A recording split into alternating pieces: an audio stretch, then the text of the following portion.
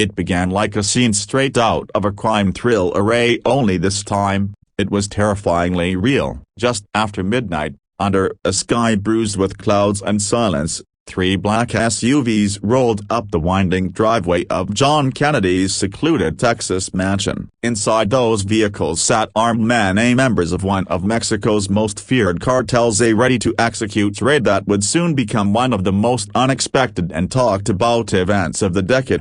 John Kennedy was no stranger to the public eye. A decorated former Marine turned philanthropist and tech entrepreneur, he was admired by many for his generosity and quiet strength. But few knew that behind the walls of his 12-acre estate, Kennedy had built more than a home, he had built a fortress. And that night, when darkness came calling, the fortress came alive. According to law enforcement sources, the cartel had targeted Kennedy after a failed drug deal that mistakenly tied one of his charitable foundations to money laundering. Rumors spread in the criminal underworld that Kennedy had millions of cartel dollars hidden in his mansion's underground vault, a complete fabrication, but enough to paint the target on his back.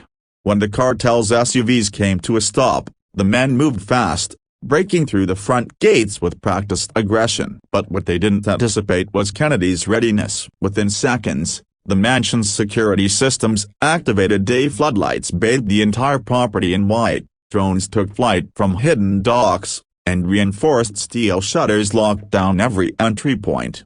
Kennedy, awakened by the alarms, rushed to his control room, a small chamber lined with surveillance monitors, radio equipment, and the insignia of his old Marine unit. He wasn't alone. His wife, Rachel, and their 2 children were safe in the panic room, their faces pale but steady. Kennedy had trained them for emergencies like this, though none of them had ever believed they'd face a real attack. The cartel men, realizing they were trapped in an open field of light, began firing. But instead of chaos, they met precision. Kennedy's security drones, equipped with non-lethal defense tech developed by his own company, deployed smoke, sirens, and flashbangs, disorienting the attackers. Within minutes, several men were subdued, not by bullets, but by a man who knew how to win battles without killing. "I served in places where death was the easy choice," Kennedy later told reporters, "but I built his system to protect life, even the lives of those who come to harm me." When local police arrived,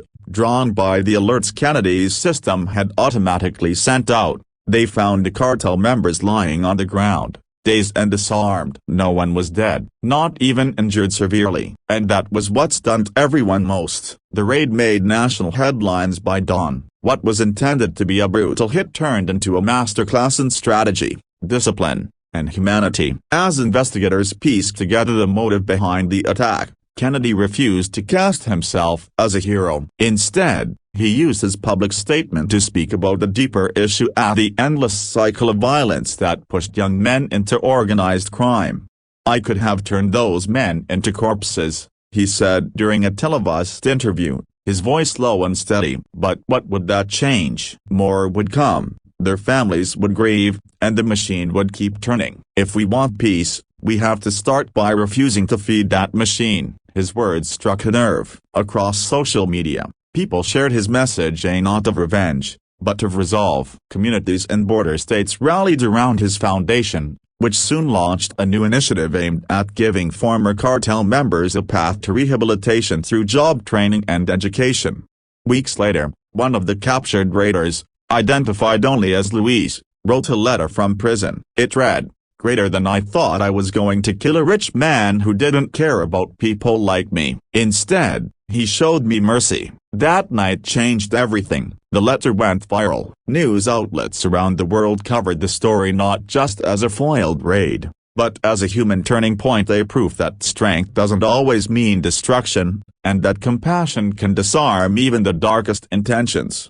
Today, the Kennedy Mansion stands rebuilt and even more secure, not just in steel and technology, but in spirit. Every corner tells a story of courage, restraint, and the quiet power of doing what's right, even when vengeance seems easier. And for those 15 minutes that night, one man's courage reminded the world that true defense isn't about defeating enemies, it's about protecting humanity itself.